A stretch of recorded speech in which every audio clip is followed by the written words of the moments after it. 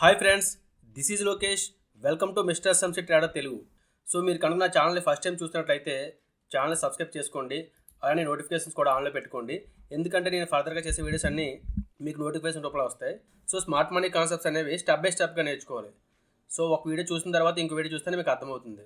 So ఏం చేస్తారంటే first ఈ 6 వీడియోస్ చూడండి. ఈ 6 వీడియోస్ చూసిన తర్వాత ఇప్పుడు నేను చేసే వీడియో చూస్తేనే మీకు అర్థమవుతుంది, లేదంటే అర్థం కాదు. ఓకేనా?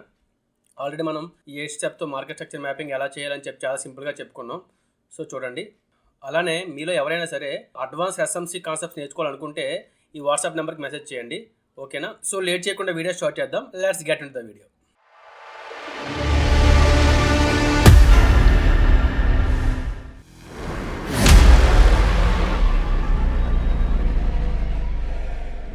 సో మీరు ఆల్రెడీ ఈ స్మార్ట్ మనీ కాన్సెప్ట్స్లో మార్కెట్ స్ట్రక్చర్ మ్యాపింగ్ వరకు ఫుల్గా నేర్చుకున్నారు కదా. పుల్ బ్యాక్ అంటే ఏంటి, ఇండ్యూస్మెంట్ అంటే ఏంటి, బీవేస్ చేంజ్ ఆఫ్ క్యారెక్టర్ని ఎలా ఐడెంటిఫై చేయాలి, సో ఎవ్రీథింగ్ కూడా మనం కవర్ చేసుకున్నాం ఆల్రెడీ. ఈ రోజు నుంచి ఏం చేస్తామంటే మనం పాయింట్ ఆఫ్ ఇంట్రెస్ట్ని ఎలా ఐడెంటిఫై చేయాలో చూస్తాం. ఓకేనా? మనం స్ట్రక్చర్ మ్యాపింగ్ చేయాలి అంటే ఈ పుల్ బ్యాక్ ఇండ్యూస్మెంట్ ఎలా కావాలో మనకి పాయింట్ ఆఫ్ ఇంట్రెస్ట్ ఐడెంటిఫై చేయాలంటే మనకి ఇంబ్యాలెన్స్ అనే కాన్సెప్ట్ గురించి తెలియాలి మనకి. ఓకేనా? మనకి ఇంబ్యాలెన్స్ అంటే ఏంటో తెలిస్తేనే మనం ఆర్డర్ బ్లాక్ని ఐడెంటిఫై చేయగలుగుతాం. ఓకేనా? సో మనకి ఏ ఎంట్రీ తీసుకోవాలన్నా సరే మనకి ఇంబ్యాలెన్స్ అనేది ఖచ్చితంగా ఉండాలన్నమాట. కాబట్టి మనం ఇంబ్యాలెన్స్ అంటే తెలుసుకుందాం. సో మీరు వినే ఉంటారు ఫెయిర్ వాల్యూ గ్యాప్ అని, ఇన్ఎఫిషియన్సీ అని, ఇంబ్యాలెన్స్ అని. సో ఎవ్రీథింగ్ కూడా ఒకటే. ఓకేనా? సో కాబట్టి మనం ఈ క్లాస్లో ఏంటంటే ఇంబ్యాలెన్స్ గురించి తెలుసుకుందాం. సో ఇప్పుడు మీకు ఇంబ్యాలెన్స్ అంటే ఏంటో చార్ట్లో చూపిస్తా. సో మీరు చూస్తే మీకు కనిపిస్తుంటుంది ఇంబ్యాలెన్స్ అని, ఫెయిర్ వాల్యూ గ్యాప్ అని, ఇన్ఎఫిషియన్సీ అని. సో ఈ మూడిట్లకి ఒకటే అర్థం. సో ఏదైనా సరే ఒకటే, ఇంబ్యాలెన్స్ అన్నా ఒకటే, ఫెయిర్ వాల్యూ గ్యాప్ అన్నా ఒకటే, ఇన్ఎఫిషియన్సీ అన్నా ఒకటే. ఇది 3 క్యాండిల్ ఫార్మేషన్ అనమాట. ఏంటంటే ఇంబ్యాలెన్స్ మనం ఐడెంటిఫై చేయాలంటే మనకి 3 క్యాండిల్ ఫార్మేషన్ తెలియాలి. అంటే ఏంటంటే ఇది ఫస్ట్ క్యాండిల్ అనుకుంటే ఈ ఫస్ట్ క్యాండిల్ హైకి ఈ థర్డ్ క్యాండిల్ లోకి మధ్య గ్యాప్ ఉందా లేదా చూసుకోవాలి. సో చూస్తే గ్యాప్ ఉందా? ఇలా ఫస్ట్ క్యాండిల్ యొక్క హైకి థర్డ్ క్యాండిల్ యొక్క లోకి గ్యాప్ ఉందా లేదా? సో గ్యాప్ ఉంది కదా. సో దీన్ని ఇలా గ్యాప్ ఉంటే మనం ఇంబ్యాలెన్స్ అంటమాట. ఇప్పుడు సెకండ్ క్యాండిల్ చూద్దాం. సెకండ్ క్యాండిల్కి ఏం చూడాలి? ఇప్పుడు ఇది ఫస్ట్ అవుతుంది, ఇది సెకండ్ అవుతుంది, ఇది థర్డ్ అవుతుంది కదా ఇప్పుడు. సో ఈ క్యాండిల్కి ఈ థర్డ్ క్యాండిల్కి ఇంబ్యాలెన్స్ ఉందో చూద్దాం. ఓకేనా? చూస్తే ఎలా ఉంది ఇంబ్యాలెన్స్ అనేది. సో సెకండ్ క్యాండిల్ యొక్క హై ఎక్కడ ఉంది, సో ఈ క్యాండిల్ యొక్క లో ఎక్కడ ఉంది. ఓకేనా? సో దీనికి కూడా ఇంబ్యాలెన్స్ ఉంది కదా. సో ఇలా అన్నమాట. ఇన్ కేస్ మార్కెట్ అనేది ఇలా వచ్చేసింది, ఇక్కడ వరకు ఉంది. సో ఇప్పుడు గ్యాప్ అనేది చాలా చిన్నగా ఉంది. సో అయినా సరే ఇంబ్యాలెన్సే అంటాం. సో ఇంబ్యాలెన్స్లో గ్యాప్ అనేది చిన్నగానే ఉండవచ్చు, పెద్దగానే ఉండవచ్చు. సో గ్యాప్ డజంట్ మ్యాటర్, ఎంత ఉన్నది అని కూడా మనకు అనవసరం. ఇంబ్యాలెన్స్ ఉందా లేదో చూసుకోవాలి అంతే. సో ఇంబ్యాలెన్స్ ఉంది కాబట్టి ఇంబ్యాలెన్సే, ఎంత ఉన్నా, చిన్నగా ఉన్నా పెద్దగా ఉన్నా ఇంబ్యాలెన్స్ అవుతుంది. ఓకేనా? ఓకే. ఇన్ కేస్ ఇలా అయిపోయింది అనుకోండి, మార్కెట్ ఇలా కిందకు వచ్చేసింది అనుకుంది అలా. సో ఇప్పుడు ఫస్ట్ క్యాండిల్కి థర్డ్ క్యాండిల్ గ్యాప్ ఏమైనా ఉందా? ఆల్రెడీ మిడియేట్ అయిపోయింది కదా. సో అంటే ఇంబ్యాలెన్స్ లేనట్టు మాట. ఇప్పుడు ఏమవుతుంది మార్కెట్ ఓన్లీ ఇది ఒకటే ఇంబ్యాలెన్స్ ఉన్నట్టు అలా ఉంటే. ఓకేనా? ఇప్పుడు సెకండ్ క్యాండిల్కి ఫోర్త్ క్యాండిల్ మాత్రం ఇంబ్యాలెన్స్ ఉంది, ఈ ఫస్ట్ క్యాండిల్కి థర్డ్ క్యాండిల్ లేదు కదా. సో మార్కెట్ ఏం చేస్తుందంటే ఇలా ఇంబ్యాలెన్స్ని ఫిల్ చేసుకుంటూ వెళ్తుంది అనమాట. ఇలా ఇంబ్యాలెన్స్ని ఫిల్ చేసుకుంటూ వెళ్తుంది. లేదంటే ఇది ఎక్స్ట్రీమ్ ఉంది కదా, ఇంకా కింద ఒక ఇంబ్యాలెన్స్ ఉంది కదా, లేదంటే దీన్ని క్లియర్ చేసుకుంటూనే వెళ్తుంది. సో ఇలా వెళ్తుంది బట్ మార్కెట్ అనేది ఇంబ్యాలెన్స్ని ఫిల్ చేసుకుంటూ వెళ్తుంది. ఓకేనా? ఇప్పుడు ఇక్కడ చూస్తే డౌన్ ట్రెండ్లో చూస్తే ఇది కదా ఫస్ట్ క్యాండిల్ అవుతుంది, డౌన్ ట్రెండ్ కాబట్టి ఎలా పడుతుంది కాబట్టి మార్కెట్ ఇది ఫస్ట్ క్యాండిల్ అవుతుంది. సో ఫస్ట్ క్యాండిల్ యొక్క లోకి థర్డ్ క్యాండిల్ యొక్క హైకి ఇంబ్యాలెన్స్ ఉందా లేదా? సో ఇంబ్యాలెన్స్ ఉంది కదా. సో ఇన్ కేస్ క్యాండిల్ ఇలా వెళ్తే, ఇలా వెళ్ళుంటే ఇంబ్యాలెన్స్ ఉన్నట్టు లేనట్ట. సో లేదు కదా ఇంబ్యాలెన్స్ ఇలా ఉంటే. సో ఇంబ్యాలెన్స్ అనేది చిన్నగా అయినా సరే పెద్దగా అయినా సరే ఉండాల్సిందే ఖచ్చితంగా. ఉంటేనే అది ఇంబ్యాలెన్స్ అవుతుంది, లేదంటే ఇంబ్యాలెన్స్ అవ్వదు. సో ఇలా ఇంబ్యాలెన్స్ ఉంది కదా. సో అలా ఇప్పుడు సెకండ్ క్యాండిల్కి ఫోర్త్ క్యాండిల్ చూసుకుంటాం మనం. సో ఇది 3 క్యాండిల్ ఫార్మేషన్. ఇప్పుడు ఇది ఫస్ట్ క్యాండిల్ అయితే సెకండ్ క్యాండిల్ వచ్చేసి థర్డ్ క్యాండిల్ చూసుకోవాలి. ఫస్ట్ క్యాండిల్ యొక్క లోకి థర్డ్ క్యాండిల్ యొక్క హైకి ఇంబ్యాలెన్స్ ఉందా లేదా? ఇంబ్యాలెన్స్ ఉంది. ఓకేనా? ఇప్పుడు మార్కెట్ ఏం చేస్తుంది, మళ్ళీ పైకి వెళ్ళేటప్పుడు ఏం చేస్తుంది అంటే మార్కెట్ ఈ ఇంబ్యాలెన్స్ని ఫిల్ చేసే పైకి వెళ్తుంది అన్నమాట.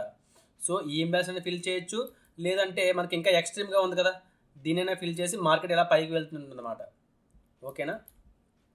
ఇంబ్యాలెన్స్ అనేది జస్ట్ కాన్సెప్టే, దీన్ని మనం ట్రేడ్ చేయము. ఓకేనా? ఇది ఎలా ట్రేడ్ చేస్తాం అనేది మీకు ఫర్దర్గా చెప్తా. జస్ట్ మనకి ఇంబ్యాలెన్స్ అనేది ఉండాలి. సో ఇంబ్యాలెన్స్ ఉంటే ఎలా ట్రేడ్ చేస్తాం ఎవ్రీథింగ్ కూడా మీకు అడ్వాన్స్గా తెలుస్తుంది. ఓకే, మీకు ఇంబ్యాలెన్స్ అంటే అర్థం చేసుకోండి జస్ట్. అంటే మీకు ఇంబ్యాలెన్స్ అంటే ఏంటి, ఫస్ట్ క్యాండిల్కి థర్డ్ క్యాండిల్కి మధ్యలో గ్యాప్ ఉంటే ఇంబ్యాలెన్స్ అవుతుంది, గ్యాప్ లేకపోతే ఇంబ్యాలెన్స్ కాదు అనే ఒక కాన్సెప్ట్ నేర్చుకున్నాను అంతే. ప్రతి ఇంబ్యాలెన్స్ మనం ట్రేడ్ చేస్తామంటే ప్రతి ఇంబ్యాలెన్స్ మనం ట్రేడ్ చేయం. సో ఎక్కడ ట్రేడ్ చేయాలి, ఎక్కడ ట్రేడ్ చేయకూడదు అనేది నెక్స్ట్ క్లాస్లో మనం డిస్కస్ చేసుకుంటాం. ఓకేనా? సో ఐటీసీ కాన్సెప్ట్ తెలిస్తే మీకు వాళ్ళు ఎక్కువ ఇంబ్యాలెన్స్ మీద ట్రేడ్ చేస్తూ ఉంటారు.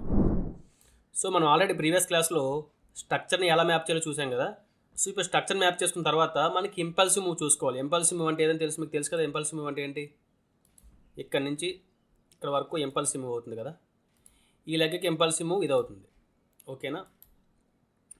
సో ఈ ఇంపల్సివ్ మూవ్లోనే మనం ఇంబ్యాలెన్స్ ఐడెంటిఫై చేయాలి. ఎప్పుడు? ఆఫ్టర్ ఇండ్యూస్మెంట్ తర్వాత. ఓకేనా? చూసుకుంటూ వెళ్తే ఎక్కడ ఇంబ్యాలెన్స్ ఉంది చూడండి. సో ఈ క్యాండిల్స్ అన్నీ ఇంబ్యాలెన్స్ అయిపోయింది. సో ఇక్కడ నుంచి చూసుకుంటే మీకు జూమ్ చేస్తా చూడండి. ఈ క్యాండిల్ యొక్క హై ఇక్కడ ఉంది, ఈ థర్డ్ క్యాండిల్ ఇది కదా. సో ఈ క్యాండిల్ యొక్క హైకి ఈ క్యాండిల్ యొక్క లోకి ఇంబ్యాలెన్స్ ఉందంటారా లేదంటారా? సో ఇంబ్యాలెన్స్ లేదు. ఓకేనా? ఇప్పుడు ఈ క్యాండిల్ షిఫ్ట్ అవుదాం. ఈ క్యాండిల్కి ఇంబ్యాలెన్స్ ఉందా? సో ఈ క్యాండిల్ కూడా ఇంబ్యాలెన్స్ లేదు. సో నెక్స్ట్ ఏంటి? ఈ క్యాండిల్ షిఫ్ట్ అవుతాం. సో ఈ క్యాండిల్కి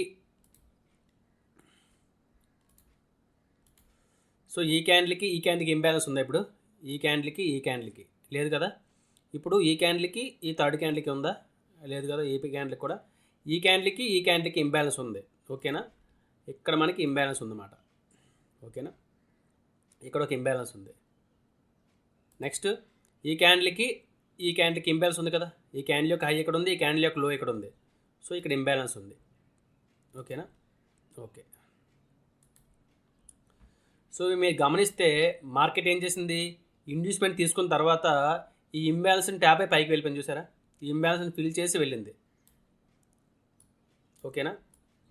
either ఈ ఇంబ్యాలెన్స్ని ఫిల్ చేయొచ్చు, లేదు అంటే ఈ ఇంబ్యాలెన్స్ని ఫిల్ చేసి పైకి వెళ్ళొచ్చు. కాబట్టి చూసారా, ఈ ఇంబ్యాలెన్స్ని ఫిల్ చేసి మార్కెట్ పైకి వెళ్ళింది. సో ఏం చేస్తుంది మార్కెట్ అనేది పైకి వెళ్ళాలంటే మళ్ళీ కిందకు వచ్చి ఇంబ్యాలెన్స్ని ఫిల్ చేసుకుంటూ వెళ్తుంది మార్కెట్ అనేది. ఓకేనా? ఖచ్చితంగా మార్కెట్ అనేది ఇంబ్యాలెన్స్ని ఫిల్ చేసుకుని వెళ్ళాలి పైకి. ఓకేనా? అంటే ఎప్పుడు ఫిల్ చేస్తుంది, ఎప్పుడు ఫిల్ చేయదు అనేది స్ట్రక్చర్ అనేది చూసుకోవాలి మనం. అంటే ఇది అప్ ట్రెండే కాబట్టి ఫిల్ చేసుకుంటుంది. ఇన్ కేసు ఇది బాగా పైకి వెళ్ళిపోయి డౌన్ ట్రెండ్ షిఫ్ట్ అవుతుంది అనుకున్న మార్కెట్, అప్పుడు ట్రెండ్ అని డౌన్ కాబట్టి దీన్ని రెస్పెక్ట్ చేయాల్సిన అవసరం లేదు మార్కెట్కి. బట్ కాకపోతే ఇప్పుడు అప్ ట్రెండ్లో ఉన్నాం కాబట్టి ఇప్పుడు రీసెంట్గానే ప్రైస్ వచ్చింది కాబట్టి కిందకి, సో ఫిల్ చేసుకుని పైకి వెళ్తుంది. సమ్ వైల్ తర్వాత వస్తే అంటే చాలా పైకి వెళ్ళి అక్కడ మళ్ళీ స్ట్రక్చర్ అనేది చేంజ్ అయ్యి అక్కడ నుంచి వస్తుంది అనుకోండి, అది డౌన్ ట్రెండ్ అయిపోతుంది కదా. డౌన్ ట్రెండ్లో నుంచి వచ్చినప్పుడు దీన్ని రెస్పెక్ట్ చేయాలనే రూల్ ఏం లేదు కదా. సో దీన్ని ఎలా ట్రేడ్ చేయాలి ఎవ్రీథింగ్ కూడా మనం నెక్స్ట్ క్లాస్ చూసుకుంటాం. సో ఎలా ఎంట్రీ ఎలా తీసుకోవాలి, సో ఇంబ్యాలెన్స్ కింద తీసుకోవాలి, ఇంబ్యాలెన్స్ పైన తీసుకుంటామా, సో ఇంబ్యాలెన్స్లో తీసుకుంటామా, ఎవ్రీథింగ్ కూడా మీకు నెక్స్ట్ క్లాస్లో కవర్ అవుతూ ఉంటాయి. ఓకేనా?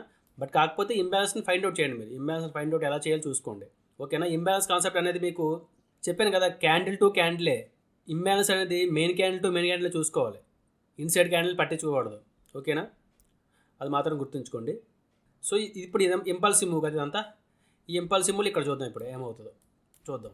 ఎక్కడ ఇండ్యూస్మెంట్ ఇక్కడ ఉంది కదా. సో ఇక్కడ నుంచి స్టార్ట్ అయింది కదా స్ట్రక్చర్ అనేది. సో ఇప్పుడు ఈ క్యాండిల్కి ఇంబ్యాలెన్స్ ఉందా? ఉంది. బట్ ఏం చేస్తుంది మార్కెట్ అన్న ఫిల్ చేసింది, వెంటనే ఫిల్ చేసి మళ్ళీ పైకి వెళ్ళిపోయింది.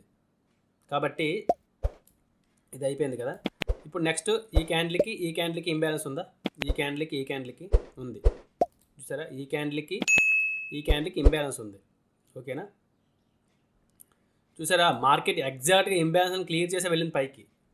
ఓకేనా? ఇదే కదా ఉంది. తర్వాత ఎక్కడ ఉంది ఇంబ్యాలెన్స్ అనేది? ఈ క్యాండిల్కి లేదు. బట్ ఈ క్యాండిల్కి ఉంది కానీ వెంటనే క్లియర్ చేసింది. అది ఇక్కడ ఉంది, ఇంబ్యాలెన్స్ ఉంది. బట్ ఏంటంటే వెంటనే క్లియర్ చేసి పైకి వెళ్ళిపోయింది మార్కెట్. సో మార్కెట్ అనేది ఇంబ్యాలెన్స్ అనేది వన్ టైం యూజ్ మాట. వన్ టైం అయిపోతే మళ్ళీ దాన్ని మనం రిమూవ్ చేసేస్తాం. ఓకేనా? ఇది ఒకటే మనకి మిడిగేట్ అవ్వలేదు, ఈ పైన మిడిగేట్ అయిపోయాయి కాబట్టి దీన్నే మనం చూసుకుంటాం. చూసారు? మార్కెట్ ఎగ్జాక్ట్గా ఇంబ్యాలెన్స్ని క్లియర్ చేసి మళ్ళీ పైకి వెళ్తుంది మార్కెట్. సో పైకి వెళ్ళింది. సో మార్కెట్ అనేది ఇంబ్యాలెన్స్ని ఫిల్ చేసుకుని పైకి వెళ్ళింది. సో తర్వాత అంటే ఇంబ్యాలెన్స్ వర్క్ అవుతుంది, మళ్ళీ కిందకు వచ్చింది. బట్ ఎలా ఏంటి అనేసి మనం తర్వాత తెలుసుకుంటాం. సో ఎలా ట్రేడ్ చేయాలి, మనం ఇంబ్యాలెన్స్ ట్రేడ్ చేస్తామా లేదంటే కింద ఇంకెక్కడైనా ట్రేడ్ చేస్తామా, సో ఏంటి ఎవ్రీథింగ్ కూడా మనం ఫర్దర్గా అంటే ఇంకా అడ్వాన్స్గా నేర్చుకుంటాం అన్నమాట. ఇంబ్యాలెన్స్ కూడా ఎందుకు నేర్చుకుంటున్నారు అనేది మనం ఆర్డర్ బ్లాక్, ఈ ఎంట్రీ మోడల్స్ ఎవ్రీథింగ్ నేర్చుకున్నప్పుడు మీకు క్లారిటీ వస్తుంది అన్నమాట. బట్ కాకపోతే ఇది ఒక కాన్సెప్ట్ నేర్చుకోండి. సో ఎవరు కూడా డైరెక్ట్ ట్రేడ్ తీసుకోవద్దు ఇక్కడ. అంటే ఇలా చెప్పాను కదని చెప్పేసి నెక్స్ట్ నుంచి ఇలా ఇంబ్యాలెన్స్ ఉంది కదని చెప్పేసి ట్రేడ్లు తీసుకోవద్దు. ఓకేనా? ఇంబ్యాలెన్స్ని ఎప్పుడు ట్రేడ్ చేయాలి, సో ఇంబ్యాలెన్స్ని ఎప్పుడు ట్రేడ్ చేయకూడదు, సో ఎవ్రీథింగ్ కూడా మనం తర్వాత నేర్చుకుంటాం. ఓకేనా? సో మీకు అర్థమైంది అనుకుంటున్నా ఇంబ్యాలెన్స్ అంటే ఏంటో.